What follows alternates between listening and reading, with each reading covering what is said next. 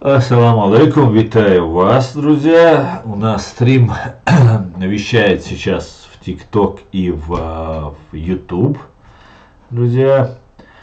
Дело в том, что я вышел на 5 минут раньше, на 4 минуты раньше, чем сейчас мы будем вещать на канале Президиума правительства в Telegram, на их канале.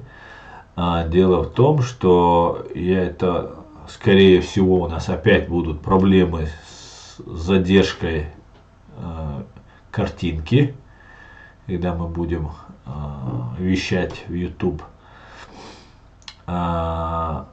Поэтому, если возникнут какие-то проблемы, прошу вас всех, кто вот потом будет смотреть, перейти либо в TikTok посмотреть, либо переходите на сам Президиум правительства в Telegram канал.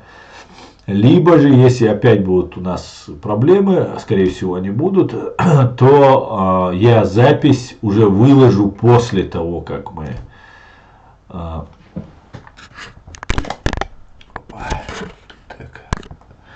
запись выложу после того, как мы закончим стрим. Я ее выложу отдельно, чтобы она у нас была на YouTube канале.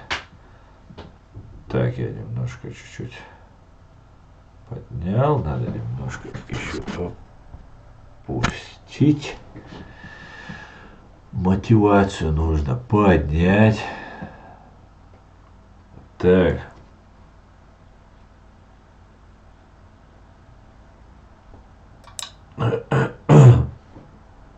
Так.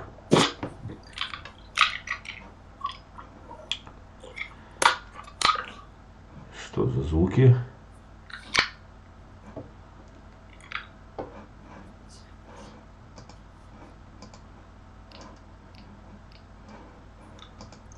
Не понимаю. Алло. Аят, вы? Так, алло. Сейчас я включу. Я просто уже в эфире, Аят. В Ютубе я в эфире, в ТикТоке я в эфире и жду сейчас вот буквально 2 минуты, чтобы подключиться в Telegram-канал. Просто заранее оповещал своих зрителей, что мы начинаем уже. Алло. Алло, Сохези, Аят, Сохези. Ты меня, наверное, не слышишь. У меня микрофон выключен. Все, Аят, Сохези. Все, мы уже в эфире, Аят. У меня в YouTube и в TikTok уже есть трансляция уже началась. Да. Сейчас я постараюсь. Что у нас тут? Есть люди? Есть немножко люди собираются потихоньку. Сейчас скажу, 20 человек у нас в YouTube, 16, 17 в TikTok, 5 человек, 5 человек в Telegram. Ну, потихонечку собирается. Машу, Свобода или Смерть, Саха, Шавига. Всех я вас, друзья, приветствую. Ну, уже можно, наверное, включать вещание уже тогда я сюда. Сейчас я только сюда это уберу. Так. Собаклыш. Не так, вот так, вот так. Ну все, в принципе. Не знаю, как сейчас будет вещать YouTube. У меня он обычно зависает, если мы включаем программу. Сейчас я посмотрю, как все идет.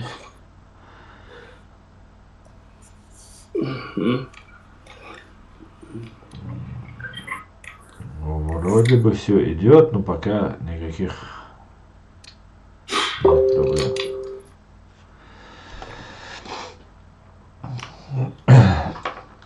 Так, может я вот так выключу свет, чтобы особо не светиться.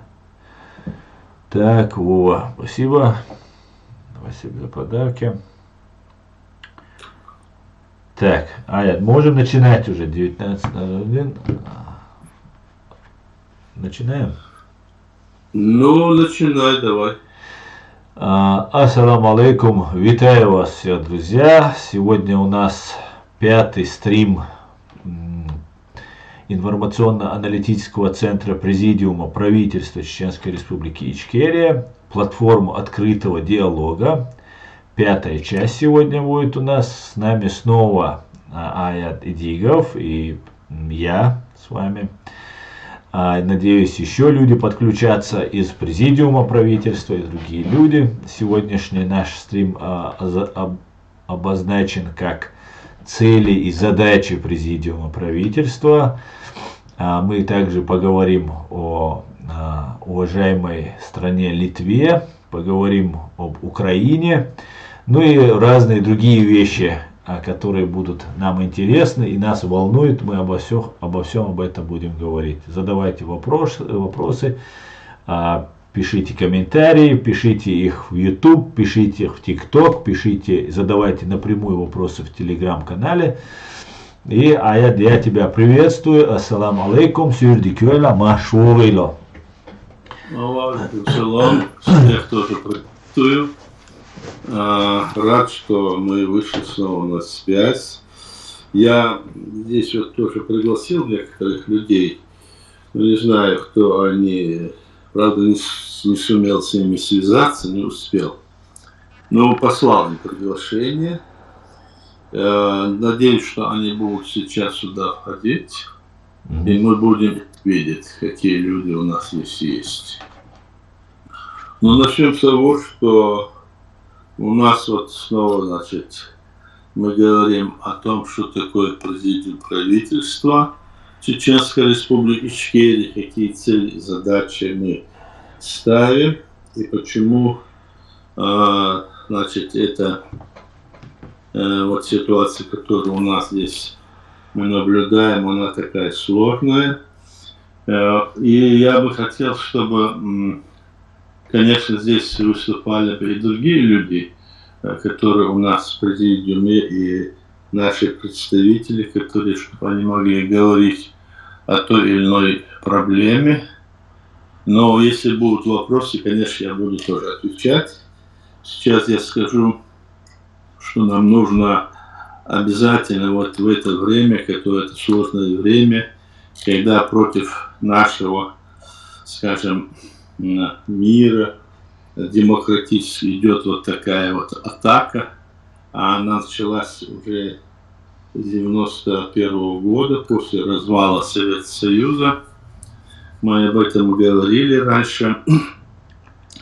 Тогда разваливший Советский Союз, те, кто его разваливал, они планировали ее, эту империю, не то чтобы развалить и создать в пользу этих республик, которые были в составе СССР или народов, чтобы для того, чтобы дать им свободу, а для того, чтобы их закабалить под своим началом, под себя. Мы об этом говорили раньше, и сейчас повториться мы можем сказать, что это было именно так. Они ту страну, которая была создана изначально после Октябрьской, так скажем, революции, незаконно создана была, без права, без согласия народов, хотя они ссылались на эти народы, что якобы эти народы создали этот Советский Союз. На самом деле такого не было. И теперь, когда мы видим, что в 1991 году Советский Союз стали разваливать, можно было задать вопрос, с какой стати они стали ее разваливать, ведь она же как бы не разваливалась. Она шла к развалу, самостоятельно должна была преобразоваться, переформатироваться, так скажем. И на этот путь тогда стал президент Горбачев вынужденно, потому что страна, она была в таком плачевном состоянии, народ уже не верил в это государство, поэтому там вот эти коллизии произошли. Значит, вначале были решения о том, что создадим союз советский, союз суверенных государств, то есть как бы приблизительно то, что вот как будто на Западе есть, ну и все республик, которые были в составе СССР, они, получив статус союзных республик, должны были управлять этой страной. То есть каждая республика должна была выделять как бы своих управителей или какой-нибудь там парламент был бы, как Европарламент, и потом назначать. Ну, в общем, такие планы были, вроде которые бы были полезны. Но в то же время самое-то главное было то, что в основу этого все было заложено, это свобода, демократия и перестройка, так сказать. Под этим подразумевалось, что человек больше не будет преследоваться, как на Западе, по политическим мотивам, только уголовные и иные там вопросы за это судить будут, а по политическим мотивам, то есть за то, что он имеет свое политическое там мнение, его не будут судить и преследовать не будут, и они, это будут свободные люди, и они будут избирать власть сами в этой стране. Так вот ставила задача, и против этого выступило тоже вот это окружение Горбачева, там они перехватили как бы инициативу, не хотели, чтобы это было, но народ тогда, я уже говорил, вышел и сам надломил хребет этому, так сказать, государственному комитету, который хотел вернуться в Советский Союз, то есть вернуться всем, ну, скажем, тем методом управления этой страной, а народ, видя, что оно уже было не так способно, как другие западные страны, и все те, которые вышли из Советского Союза тогда, войны, и ну, западные страны, Советский Союз и другие. Они видят, что другие страны развиваются, это не развиваются, эти не могут никого избрать во власть, диктатура есть полнейшая, одна единственная партия. И поэтому тогда народ, скажем, Москва вся кишела, туда ехали все представители других наций. И в то время вот такой произошел такой надлом. Получилось, что эта линия, которую вот задел, которую поставил Горбачев, эта линия стала побеждать. Но тут же вылез на арену Ельцин, который тоже где-то прятался, так, и сказал: я с вами. Но народ обрадовался, вот Ельцин с нами, как бы его избирали, мы с вами, и перехватил инициативу, и развал Советского Союза уже как был ими, значит, захвачен этот процесс. И они тогда, как я говорил, под лозунгом «разойтись, чтобы затем сойтись», начали развалить этот Советский Союз, но не по тем правилам, которые должны были быть в соответствии с теми законами, которые были, а по тем правилам, которые им нравились. То есть вот эти люди, которые были, вот эти коммунистические руководители, они фактически перекрасились, якобы мы демократы, а на самом деле никакие не демократы, те же имперцы были. И эти демократы начали сразу же после развала Советского Союза создавать новую империю в лице Российской Федерации России. Только те республики, которые были, скажем, в первую, так сказать, первым этапом были союзными, 15 республик было до 90-го года. А в 90-м году еще 20 автономных стали союзными. И эти все республики, которые были союзными, они успели как бы, значит, решить вопрос своей государственности. А РСФСР, в которую входило наибольшее количество этих республик автономных, ну, которые тоже стали союзными, они их задавили, фактически они задавили, перехватили, и там сидели эти коммунистические руководители, они вместе, значит, незаконно объявили, что они создают Российскую Федерацию России. А остальные республики, это все 15 союзных, первых, которые были до этого, и Чеченская республика, вот, единственная из них, смогли, значит, выйти из этого Советского Союза и создать свое государство. То есть получилось так, вот, по большому счету, так, что эти республики, 15, они оставались на этой платформе и говорили, что якобы не было больше никаких республик. Не было, это были автономные, это были там что-то такое, не связующие, даже не упоминайте, мол, об этом, это и не было якобы, они ее в тень закатывали. На самом деле было именно так, были приняты специальные документы, решения, и они должны были после развала Советского Союза, эти республики должны были провести свои выборы власти, провести, значит, жизнь ту линию, которую они хотели. То есть как они хотят жить. Это им не позволили. Однако вот эти 15 республик, из них 3 балтийские были освобождены, и, значит, осталось 12 республик. Из тех и Чеченская республика сумели до этого времени решить эти вопросы и выйти из Советского Союза как государство. А эти уже были захвачены. Скажем, остальные все автономные республики фактически были захвачены. Будем откровенно говорить, были захвачены. Каракалпакская республика и другие они были захвачены. Если они не шли по пути, если бы они там, допустим, это надо посмотреть, насколько я знаю, их условия, их мнение не учитывалось. Не учитывалось. Поэтому, вот, к примеру, я знаю по Грузии, там, когда шли выборы, за единую Грузию проголосовали и эти республики, которые были в составе тогда автономно, они там проголосовали 99 почти процентов, 98 за единую Грузию и выход из СССР.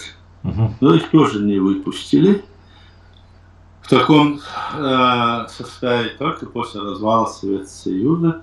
Все эти потом пошли вот эти провокации, и именно российской власти провокации против всех этих республик, союзных, автономных. Автономные уже были захвачены, потому что они закон подписали федеративный договор 31 марта 1992 года, которые были в составе СССР, да, то есть РСФСР. А в других, я за те республики не говорю, это нужно отдельно разбираться, которые были там в Узбекистане и в других союзных республиках, за это нужно говорить. Мы говорим сейчас только за это, я говорю. И вот такая ситуация, и, в общем, автором или, значит, ведущим в этом вопросе был этот Ельцин, президент РСФСР тогда. Ну и, естественно, другие тоже его как бы поддерживали, не учитывая право народов этих автономных республик, которые уже стали также с точки зрения международного права, стали современными государствами, но которые не смогли, им не дали провести ни референдум, не дали избрать власть, не дали им определиться, что они хотят, быть в составе какой-то там республики, или войти в состав какой-то страны, или быть, скажем, отдельным государством. И это не дали, даже спрашивать не стали. Это можно спросить у этих народов республики, и это можно говорить, что это так и было. Это точно так и было. Вот такая вот ситуация тогда складывалась.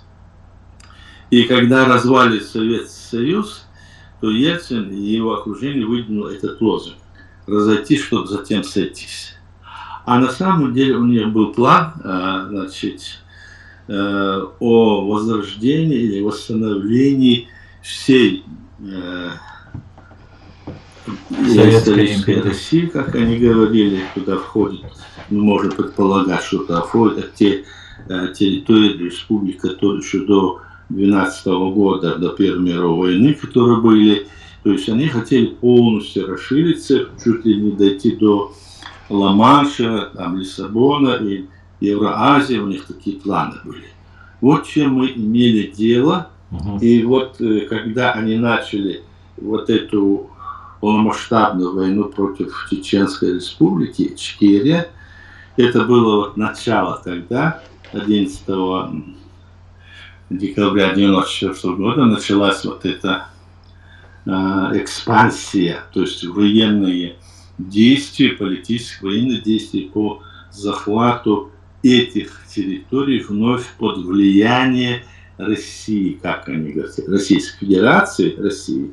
Мы должны говорить всегда Российская Федерация, и то это не Российская Федерация, никакой там федерации нет. Мы знаем, приняты их документы, и Конституция тоже в 1993 году незаконны, потому что они были приняты не по правилам. Они незаконно расстреляли Верховный Совет, они незаконно вписали в эту свою, скажем, Конституцию, не имеющую никакого отношения к этой ими созданной России, Чеченскую Республику, как часть России. Мы, значит, 90, скажем, первого года по почти до 2007-2010 года мы вели сопротивление, потом перешло это в партизанскую борьбу. Но теперь дальше посмотрим, что случилось. Случилось, что после этого они берут и нападают на Грузию, отторгают его территорию и планируют еще больше захватить. То есть то, что мы с вами говорим, они хотели, вот экспансия была, вот она вот продолжит. Вот Чеченская Республика, там они как бы застряли, потому что наш народ очень не хотел под это идти и боролся против как мог. И мы потеряли очень много людей, мы знаем, 250 тысяч, почти больше даже. И при этом мы, когда боролись, нас вот самое важное для этого было, получалось, что в мире все же это современное международное право, оно должно было действовать, по всем правилам должно было действовать и должно было помогать народам, которые хотят жить в мире, согласии, демократии. Этого практически до конца это не было. Этого факта вот, мы не имели в виду тогда.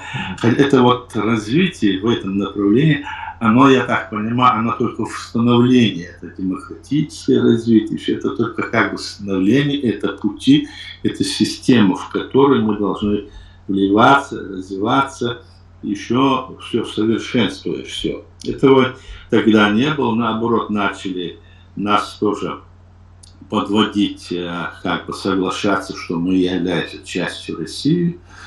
В общем, вот так вот было, и люди не понимали, те, кто хотели идти по пути демократии, свободы, независимости, и думали, что международное право должно защищать, и великие страны должны их защищать, напротив, а оказалось, что они так даже не обращали внимания и порой между собой как бы помогали друг другу. Вот когда нас столько вот бомбили, убивали, они давали, значит, помощь, делали этой огромной России, они давали кредиты, деньги, миллиарды, чтобы малой крови, допустим, Чеченская Республика была там, мол, подавлена.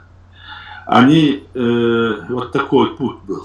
Связано это было с тем, что я вот полагаю, что несовершенство современного международного права, которое должно несколько быть иначе, жестко должно быть эти условия поставлены, и это связано еще и с тем, что его несовершенство в том, что те страны, которые согласились после Второй мировой войны о том, что мы, мол, за права человека, международное современное право утверждали, это на самом деле цели были иные. Совет Союза, Китая и других диктаторских режимов. Что они делали? Они эксплуатировали эти народы, а народы находились в нищенстве, а вот верхушка их богатела. Вот все. И никакой свободы не было. Свобода в том смысле, что эти народы должны были свободны, и каждая личность не должна была быть преследуема политически, и они могли голосовать голосовать за новую власть за определенное там время. Каждые 4-5 лет по определенным условиям. В некоторых странах, вот западных, это есть, в многих странах есть, хотя тоже мы можем сказать, что это не абсолютно точно, но есть какие-то отклонения, есть, мы видим это, что есть. Но само направление движения, оно верно. Вот что я имею в виду, направление. Допустим, что в этом? Значит, свобода слова, свобода информации. Я это повторяю, чтобы просто вот запомнить. Свобода информации, свобода, значит, от политического преследования, социальная свобода. То есть, если ты, скажем, человек, лицо, да, он не способен работать, вот ему там социальная помощь, ему жилье должно быть предоставлено. И это, говорится, повторюсь, тут и сейчас. Вот это важно. Тут и сейчас. Не чтобы там через 10-20 лет, а должны обеспечить обязательно. И это мы видим даже здесь на Западе, мы это видим. Многие наши даже люди, которые приехали сюда, они видят, что они получили и жилье, и работу получают, и видят, что здесь свобода народа избирает свои власти, хотя они всегда довольны, это не могут. Ну, они выбирают свою власть здесь и движутся в направлении того, что они забирают там на 2 срока, не более. Так вот, 2 срока и все. По 4 года, 8 лет, или по 5 лет. В Америке по 4 года. 8 лет все, президент, если его изберут даже вот сейчас. Такая ситуация. И поэтому это делает народы этих стран, делают, как бы, значит, они достоинство их, как бы, поддерживают. Но они знают, что они могут взять, проголосовать, вот, и, значит, этого президента или эту власть сменить и идти дальше. А в западных и других, то есть восточных стран этого нету.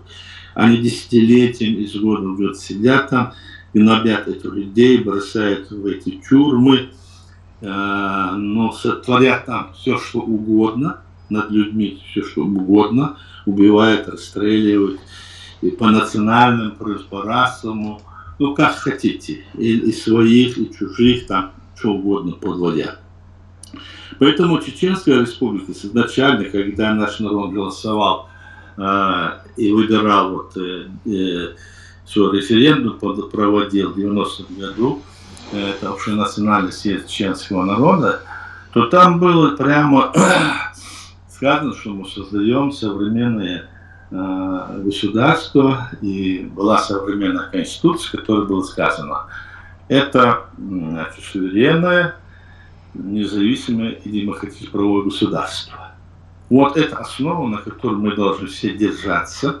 И здесь на Западе, и там, и тогда, это было тогда, это определено. Это было решение нашего народа. Теперь против этого решения народа многие вот наши, скажем, даже наши вот из числа чеченцев или граждан Чеченской республики, они ведут какую-то другую работу. Связано, конечно, это враждебно к нашей государственности и к воле нашего народа, который проявил такую волю.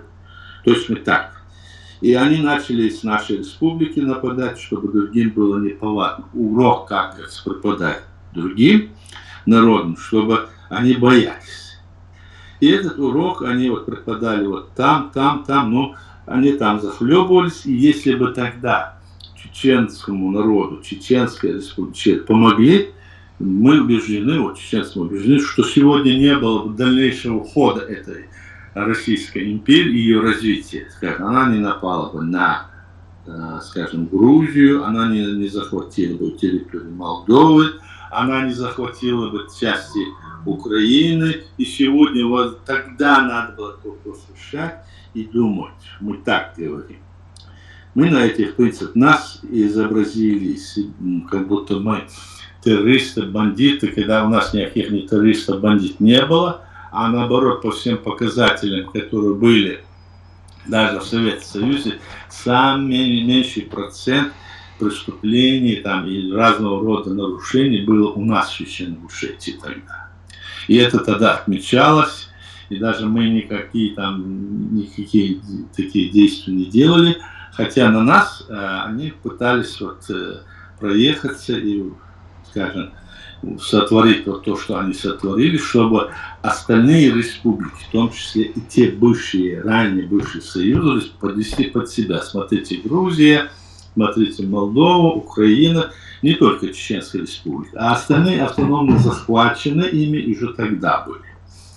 Ну вот такая вот ситуация складывалась, и тогда, в те периоды, когда мы боролись против этой вновь созданной империи, которая изображала себя демократическое государство, вот эти Балтийские республики, мы знаем, Литва, Латвия, Эстония, они были как бы пионерами в этом деле, они хорошо вот это все понимали, их природу, мы понимали их природу, тогда я должен сказать, всегда говорю, что они, империи еще, а они знали изнутри, они знали все, буквально все знали с правовой точки зрения, документами, что они делали, как делать, где ошибки, все знали. И тогда, помню, часто к нам в направлении нашей дети приезжали литовские друзья наши, кстати, и этот Ландсбергис, который был тогда руководителем Литвы, и другие руководители, они были наши друзья, мы часто ездили туда, я, кстати, часто очень много ездил, со всеми этими руководителями был знаком. Вот сейчас, к примеру, в Литве снова этот этап новый начался, они готовятся к избранию президента. И нам приятно, что в числе кандидатов в президента Дайнис Žalimas, это бывший председатель Конституционного суда Литвы, но тот не просто такой простой человек, он много раз бывал у нас в Чеченской республике в те периоды вместе с другими литовцами, и я помню, какие вопросы правовые международного плана, и то, как мы обсуждали с ним, это и там, и здесь, в Литве, и в Вильнюсе. Сейчас он идет, как говорится, кандидатом в президенты, и я считаю, что если он придет, скажем, во власть, то это будет очень полезно не только литовскому народу, Литовской республики, но даже и, все на всем постсоветском пространстве, потому что это очень такой твердый, грамотный и умный молодой человек. Сейчас не скажешь, что он молодой, я тогда... молодой, все равно молодой, конечно, в расцвете сил. И сегодня он именно такой.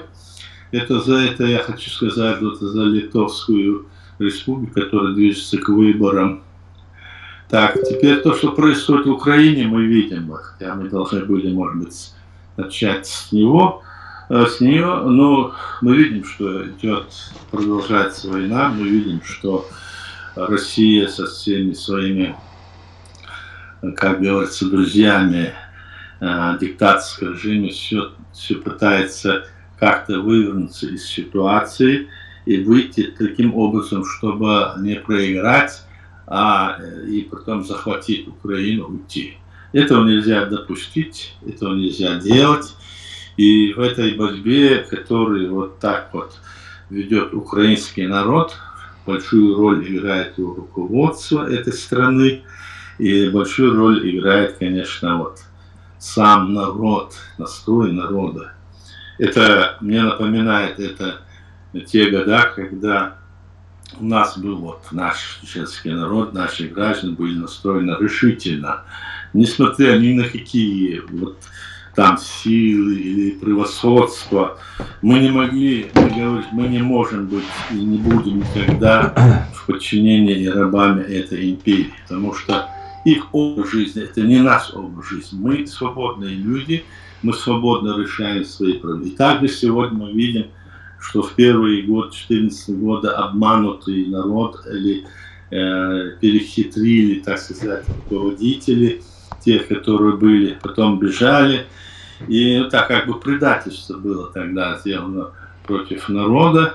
И сегодня Украина себя очень достойно, украинский народ очень достойно борется. И мы со своей стороны, наши чеченцы, наши батальоны, наши люди находятся там, сколько бы ни находилось. И все равно в наших душах, в наших мыслях мы с украинским народом и желаем ей победы, потому что считаем, что это наша общая победа. Ну вот примерно на этом я, значит, завершу. А вы, пожалуйста, если есть вопросы, задавайте, продолжайте дальше действовать. Я буду слушать. Баркал Аят Дейресхуль. Здесь давно сидит человек, подняв руку. Деги. Деги, тебе слово. Можешь задать вопрос.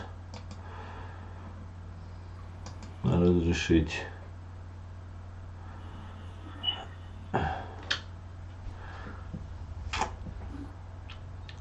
Деги.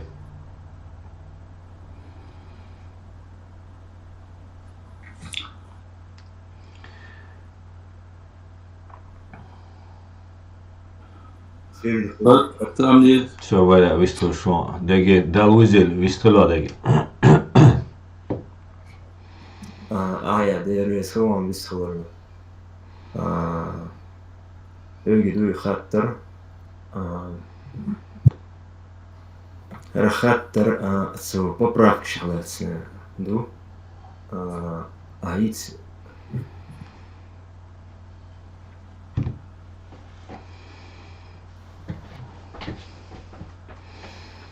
Тахта, Деги, царизуна. Поправки, бирки хаттер душу, одно и то же, провокация, саньор, ю, дюч, дац. Киум доч, дуай хат, дала. Поправка, рок модель маситтас. Аслан, бяхма было. Да, хата, Деги, хат, мегерду. Четвертая статья Конституции и Ичкерия, официальная религия, государственная религия Ичкерии, ислам. И поправки Билимбол нах ушнушбу и хаттер и голосование не поправки. Ну хорошо, я уже на этот вопрос отвечал, Деги, да? Не один раз. Значит, это было 3 февраля, если дата не изменит, 3 февраля 1997 года. Первый парламент провел, вначале готовился к этому, провел заседание парламента, и фактически единогласным образом были внесены поправки. Третьего, там и другого, несколько там поправок было, и другое число там было. И внесены были изменения, что ислам является государственной религией. Это было, не статья была заменена сама, не статья, а было заменено вот там в статье было указано, что ислам является государственной религией, как это делается, вот как и в других странах. Вот на Западе много стран, тоже демократических, в которых указывается, что у них, допустим, католическая религия есть официальная государственная религия. Это есть, вот, скажем, я сейчас точно не берусь говорить, допустим, в северных, в европейских странах, где это есть государственная религия. Это есть и в многих других странах. Но самое главное здесь вот что. Надо думать о том, что были на основе этой, скажем, поправки, была ли изменена структура власти, были специальные законы. Этих законов не было, ни одного закона не было принято.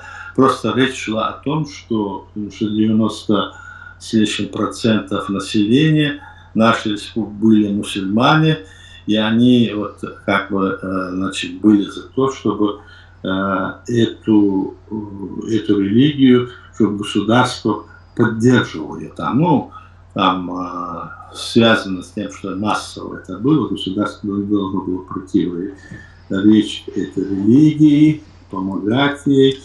Там имеются в виду мечети, имеются в виду разные такие хозяйственные, другие дела, чтобы они помогали. Потому что другие религии, это были тоже сказано, что они будут такие же имеют права, и они могут свободно отправлять свои ритуалы. Вот что было. Но те, которые хотят это говорить, это изменено. Порой там они говорят, потому что я был председателем парламента тогда, что вроде на меня наговаривают, что это я сделал. Но дело в том, что мой голос один, только мой голос был один, а весь парламент за это проголосовал. Сейчас эти депутаты, многие из них живы, может, видно, что это было проведено таким образом. И это просто попытка, значит, сказать о том, что то, что мы прошли эту войну, тогда 4 агрессии было у нас. В 91-м, 2-м, потом 94 ноябре и 94-м 11 декабря 4 агрессии. Мы вели войну, противодействовали и побеждали эту российскую армию и изгоняли ее каждый раз. Понимаешь? И поэтому после этого теперь говорят, вот там изменили и пошли и бить. Нет, это ничего страшного. Никаких изменений в государственном устройстве не было.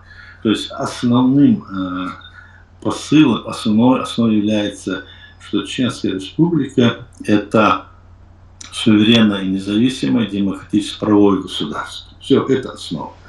И все, кто религиозники или нерелигиозники, или другие, кто там были, другой веры, они все должны соблюдать Конституцию и ее принципы. Вот о чем речь идет. А те, кто хотят сказать, что это вот так сделано, они должны посмотреть на себя. У них у самих, они, придя сюда на Запад, у них самих, как говорится, много ошибок, которые они натворили. И эти ошибки, они думают, за счет этого, если прикрыть, то это нисколько некую роль в этом плане не играет. И если даже, вот скажем так, такая ситуация, да, то потом, когда мы восстановим наше государство, нашу страну, там, и тогда народ может, если там какие-то есть другие вопросы, может изменить. Это можно провести референдум, изменить, если это что-то. А тогда это было сделано именно так. Никакой статьи специально. Можно вот здесь тактично тебя перебить? Нельзя меня тактично перебивать, потому что я ответил, больше отвечать на этот вопрос не буду. Смотри, Аят, важный момент. Не надо говорить, я говорю, не Ты надо. Сказал, что можно провести референдум, чтобы отменить эти поправки. Я не говорю. Провели референдум. Что? Ты говоришь, чтобы отменить, нужно провести референдум. Я не говорю. Я говорю, может, если хочет народ, да? А для этого нужно определенное. Но по любому вопросу народ может провести референдум или парламент может. Подожди, чтобы принять эти поправки референдума? Нет, это может, такие поправки может принять и парламент. Он может принять эти поправки, если это не противоречит нашей Конституции. И если их действия не идут за грань нарушения основы нашей конституционной основы. Первая статья. Видите? Aijat, asálmeg degi szügállítés. Добрый. Подождите. Да. Да, я говорю, слушаю. Как могут поправки, в принципе, не противоречить Конституции, если они вносятся в эту Конституцию? Значит, они дополняют ее. Ну, ты специалист ты специалист, ты юрист. Аят, смотри, Аят, я тебя не перебивал, если здесь открытая платформа, Аят. Нет. Открыто, но не глупости говорить. Я уже Аят, я задаю вопросы, я тебе указываю на твои противоречия, Аят. Я предлагаю тебе, значит, уйти отсюда, если ты нормальный вечером. Да, я объясняю тебе, никаких противоречий нету. Почему-то, да, вот на западных странах, демократических странах есть вот эти вот условия, которые религия является, ну, у них католизм, да? Почему они-то? Они что, не демократические страны? Хорошо, ты задал вопрос, давай я отвечу на это. Не надо, вот я тебе вопрос задаю. Ну, я и говорю, я могу на них ответить. Ответь давай. Потому что в этих западных странах Угу. за эти поправки голосует народ. Если у нас, вот ты говоришь, народ может путем голосования, референдума отменить эти поправки, то я тебе задаю резонный вопрос. Почему не было этого референдума во время принятия этих поправок? То есть почему этот референдум нужен только для отмены поправок? Все, значит, я объяснил достаточно ясно тебе это все. Почему не было, я отвечаю. Потому что внести в Конституцию, да, внести может парламент большинством. А большинство есть простое большинство, а есть специальное большинство, да, 2/3. 2/3 проголосовало за парламент депутатов, и они внесли это изменение. В случае, если это незаконно, то Конституционный суд выходит на противоречие Конституционному суду, и он отменяет это, и тогда это отменяется. Этого не было. Понимаешь? Вот такая же процедура. А вот тебе, к примеру, Деги, ты говоришь, вот почему, нет, ты не понимаешь, о чем ты говоришь, я убежден в этом. Я говорю, вот такая процедура. А я говорю, если, допустим, это становится спорный вопрос, любой спорный вопрос, даже не этот, еще меньший вопрос, не такой, да, то его можно определенное количество, я сейчас не помню, сколько там тысяч подписей, народ там выносит, там, и вот его ставить на голосование, и это вопрос так решает. И это так решает везде, понимаешь? А ты вот это, почему вот. А скажи мне одну вещь тогда, ты, вот смотри, я задам вопрос. Вот мы приехали сюда, на Западе находимся, да? Здесь кто вот, люди, которые приехали сюда, по большому счету являются беженцами. Согласен, да? Беженцы, да? А раз они беженцы, как они могут на Западе создавать какие-то государственные образования? Могут они или нет? Наши государственные образования могут создавать только при освобождении нашей территории от оккупантов. И только после этого можно проводить выборы. А здесь на Западе то эти хотят парламент создать, то тех правительств хотят создать, то эти из себя. Вот эти вещи надо смотреть. И здесь на это смотрят как на дилетантство с нашей стороны, здесь на Западе. Политика это смотрит, это недопустимо. У нас даже специальный закон есть, что до, значит, изгнания последнего, скажем так, я своими словами трактую, оккупанта, на территории нашей страны не могут проводиться выборы, и никакая власть нового не может назначаться. То есть должна быть только та власть, которая была нашим народом избранной. Только те люди, которые имеют эти полномочия, но не те, которые предали ее, перешли на сторону врага или вышли открыто прямо против нашего, значит, нашей декларации, которую принял наш народ. Понимаешь? Вот о чем речь идет. А я почему так говорю? Мне же каждый раз задают один и тот же вопрос, не понимая, я это говорю, забыл. Я объясняю, вот по этой причине. Именно это проголосовал наш парламент большинством. Это решение не принималось, Олеги, половина плюс один депутат, а принималось 2/3 депутатов. Понимаешь? 2/3 от общего числа. Оно было вот так вот принято. И теперь говорить там, что это вот эти вопросы я вообще больше отвечать не буду. У меня они написаны, есть в статьях, есть в других местах. Давай эти вопросы оставим. Давайте поговорим о тех вопросах, которые буквально нас тянут в болото здесь на Западе. Давайте поговорим. Что мешает нам, скажем, чтобы здесь на Западе, чтобы вот у нас Украина признала, чтобы другие страны нас признали. Даже Украина признала, и сегодня мы не можем этот вопрос до конца довести. Почему? Уганду. Что нужно для этого? Об этом, если мы поговорили бы, и к этому настроили бы наших людей, которые, я имею в виду, которые есть и на Западе, которые есть и там у нас в самой Чечне, они слушают все это. Я думаю, что они слушают и будут потом и слышать это все. Вот что важно. Смотри, пока мы далеко не ушли от темы, я не буду сейчас. Я понял твой ответ. Он да, я прошу его, ответ. Значит, я больше отвечать. Нет, смотри, я больше отвечать не буду.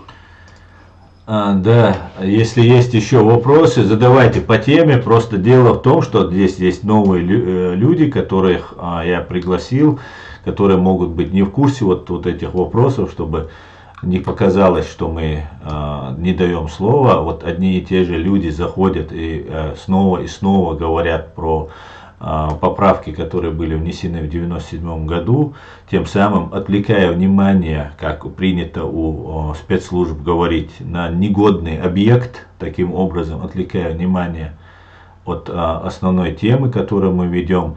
Это провокаторы самые настоящие, потому что по-другому, люди, которые вчера были ваххабитами, которые вчера призывали отменить Конституцию, что Конституция не нужна человеку, который стоит на страже этой Конституции все это время, вновь и вновь. Вот вчера, которые в 97-м, 98-м, 9-м году призывали отменить Конституцию, им нужен только шариат, им нужно только там халифат и так далее. Теперь же они, когда им тогда пошли навстречу и таким образом пытались каким-то образом структурировать вот эти шариатские какие-то непонятные образования, которые они же образовывали. И для того, чтобы государство могло как-то структурировать, как-то взять их под контроль, вот эти люди тогда не признавали Конституцию. И сейчас просто нарушая, просто абсолютно игнорируя логику, вчерашние ваххабиты сегодня говорят человеку, который стоял на страже Конституции, причем не принимал единолично этот закон. Аят Эдигов не имел права единолично принимать этот закон. И если же кому-то, если что-то не понравилось, что сделал наш парламент, много раз мы это уже говорили, и Аят говорил, и мы все об этом говорили. Если вас что-то не устраивает, дождитесь деоккупации. Войдите в парламент, хотите, проведите референдум, хотите, пройдите в парламент и измените то, что вам не нравится. Сейчас говорить об этом, это целенаправленно заниматься просто провокациями, просто ни о чем обсуждать. Хорошо, Аслан, это я согласен с тобой. Я дам... Разреши мне дать слово Малке. Это наша ингушская единомышленница, проживающая в Соединенных Штатах. Я ее пригласил. Давай. Да. Малка, вам слово.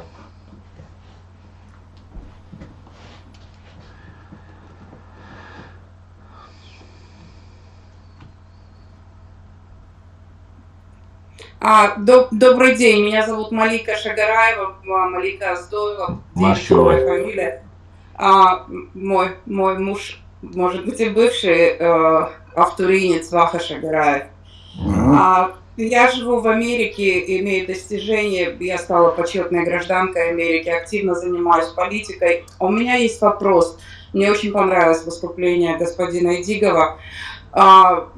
Мне очень приятно, что вы этим занимаетесь, что вы не отказались от борьбы.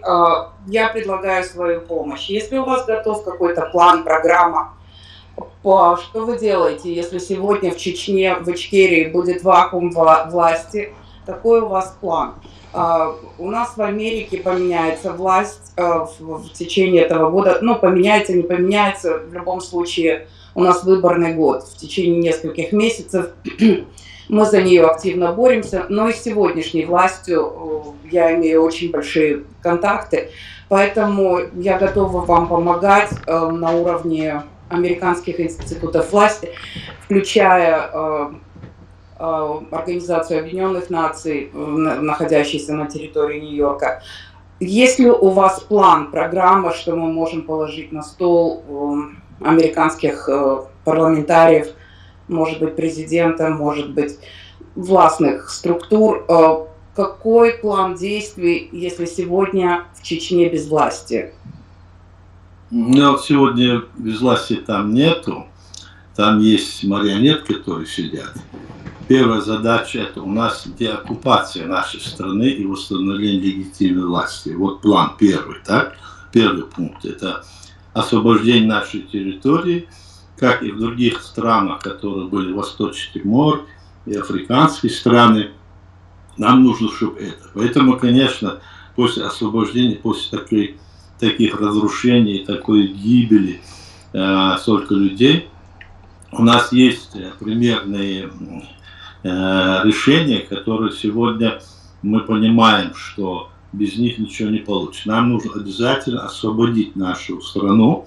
Нам нужно, чтобы ее признали не только Грузия, скажем, Украина, чтобы и другие страны признали.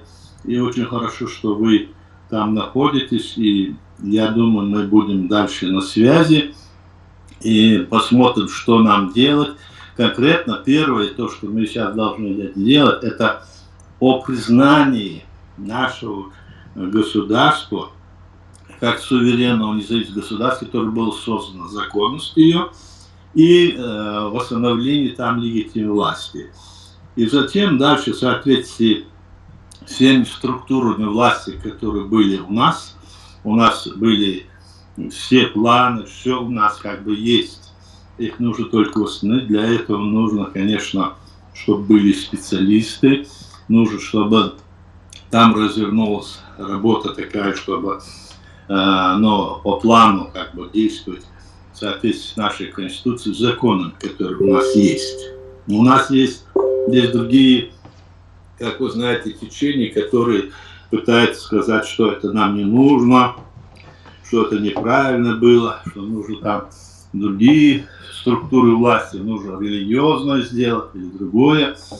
То есть фактически навязывать и хотят во главе этого государства прийти туда. Фактически делается то, что сегодня выгодно Кремлю. То есть эти все движения, которые делаются, одни на религиозной основе, другие на демократической основе.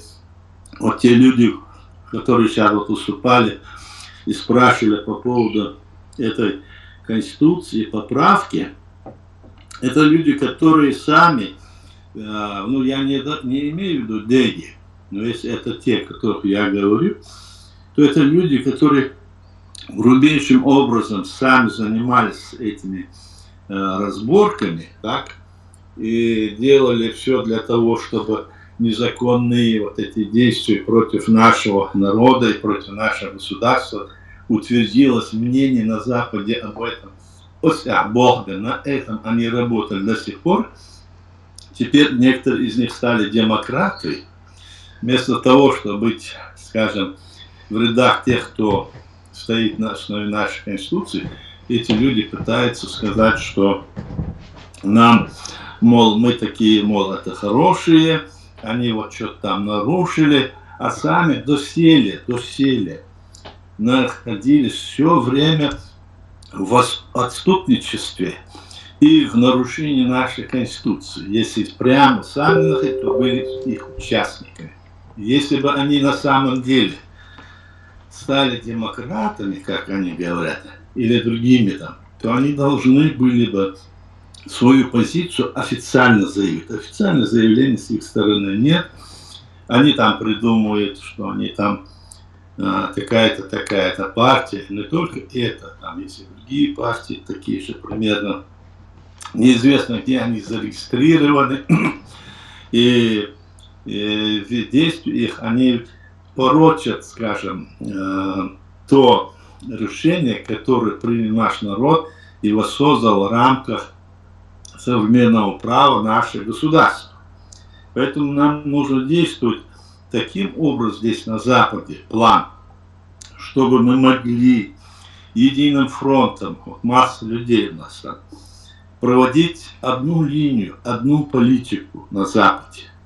А в чем она заключается? В том, что мы должны проводить конференции, заявления, обращения и все должны стоять на одной позиции. А у нас здесь несколько позиций. И что это такое? Это разнобой, который нам устраивает Кремль и их агенты влияния.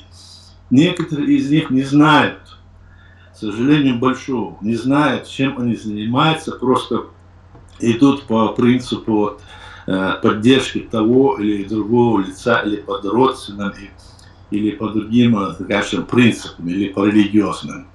Но не знают, чем они занимаются. Они должны понимать, что сегодня в мире вот такое вот мироздание, скажем, мировой порядок. И за пределами этого мирового порядка никто не может действовать. Даже это большие страны, та страна, в которой ты живешь, и даже это Россия и другие страны, они всегда когда-то что-то сделают, пытаются сказать, что мы вот это сделали, но мы это сделали по тому-то, в соответствии с международным правом. Все хотят подвести под какое-то правило современное. А наши вот люди, вот, про которых я говорю, и подобные люди, они говорят, вот они тоже это не соблюдают, и мы не будем.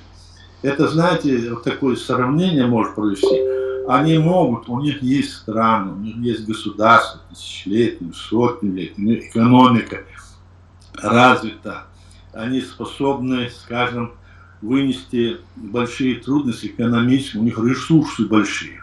У нас же ресурс политический, правовой, это то, что мы создали свое государство в рамках современного права. От него, если мы отойдем, то мы все остальное потеряем. Вот что я хочу. И нельзя это делать.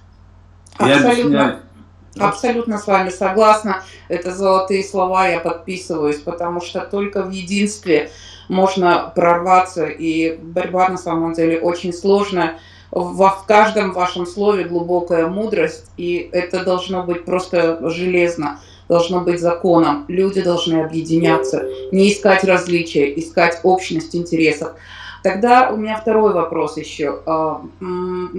Хотите ли вы инициировать компенсации за утерянное имущество, за то, что вы вынуждены жить, вы потеряли свою родину, свою землю? Я живу в Майами, у нас арестовано очень много имущества, яхт, квартир дорогостоящих, современных российских олигархов, представителей власти, и я могу вам помочь инициировать судебные разбирательства от конкретных граждан, может быть, коллективные иски, чтобы эти деньги были переданы вам, чтобы это была компенсация за ваши потери.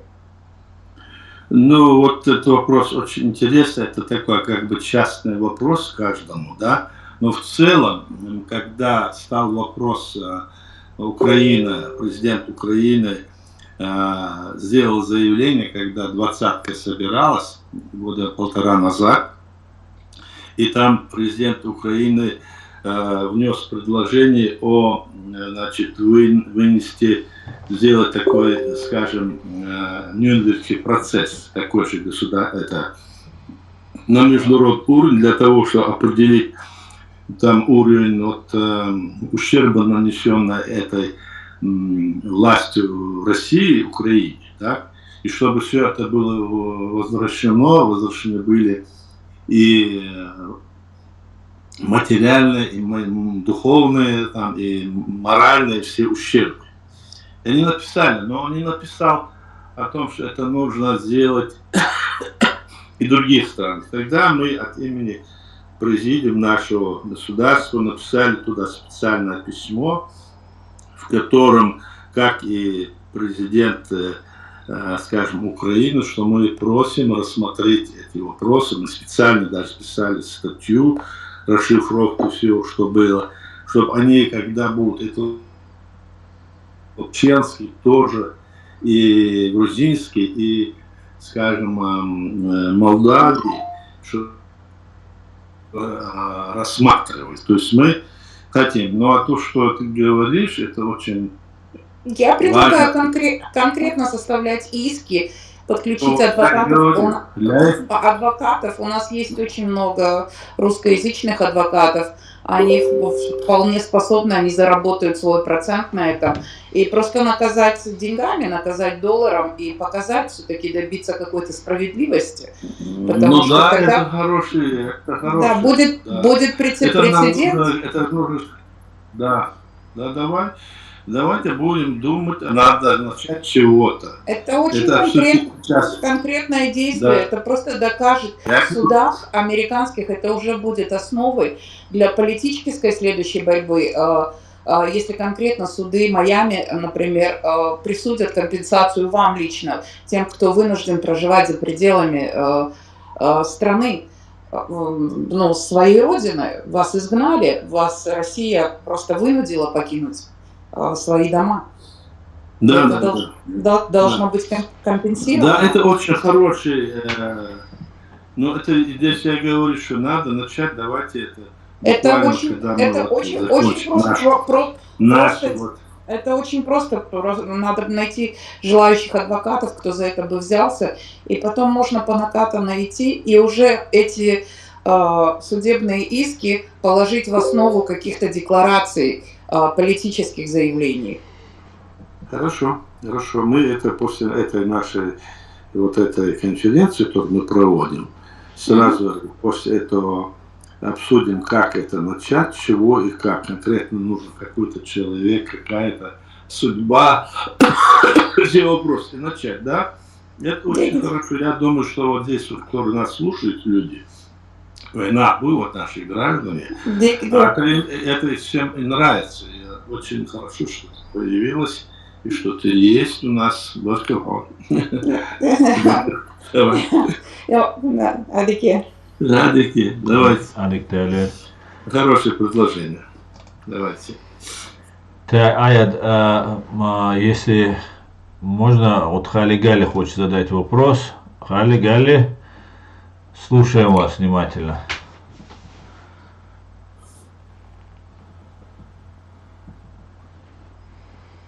Хали Гали, вам слово. Алло, меня слышно? Да, вас слышно.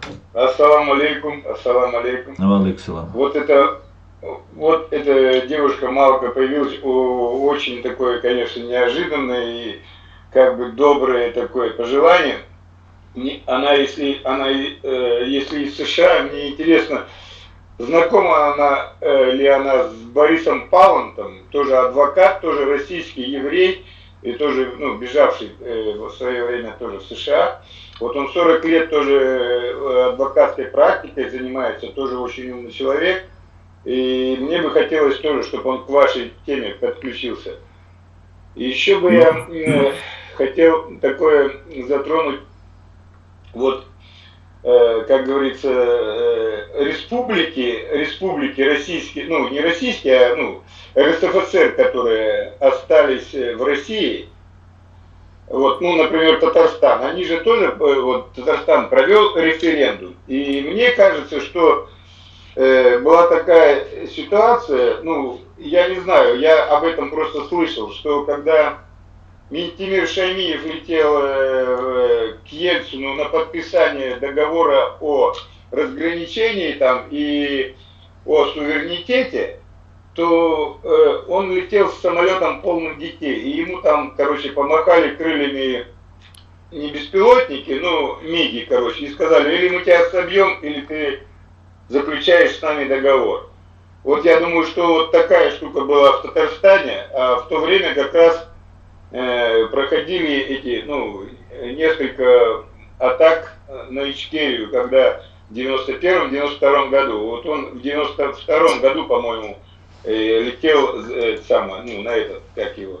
на подписание договора о разграничениях, а потом раз прилетел и вдруг подписал, что договор мы входим в Россию.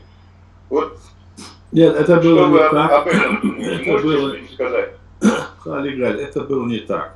В 1992 году, 31 марта, Татарстан, и если я не ошибаюсь, Башкортостан, по-моему, Башкортостан подписал, это были две республики, которые тоже хотели провести вот эту всю процедуру, восстановить государственность свою.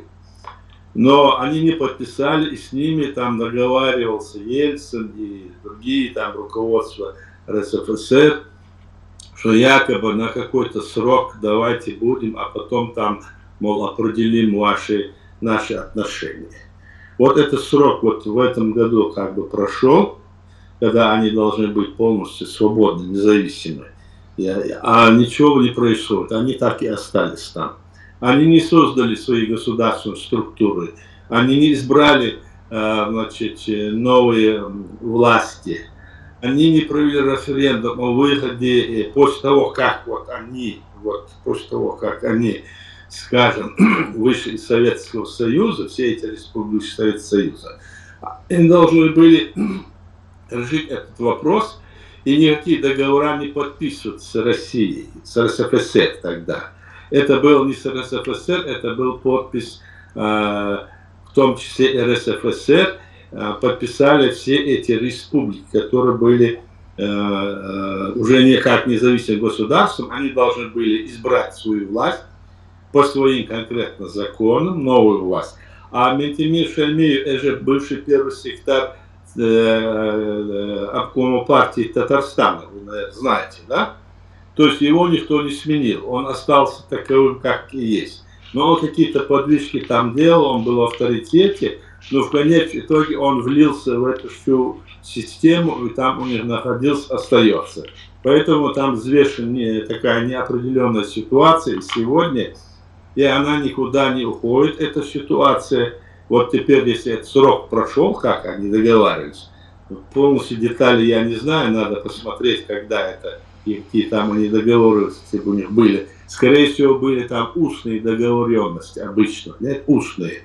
Там написали непонятно что-то, устное что-то. И вот сегодня Татарстан является как бы, значит, частью этой Российской Федерации России. Хотя на самом деле все эти республики незаконно, не только Татарстан, и все другие, все республики незаконно, значит, вошли как бы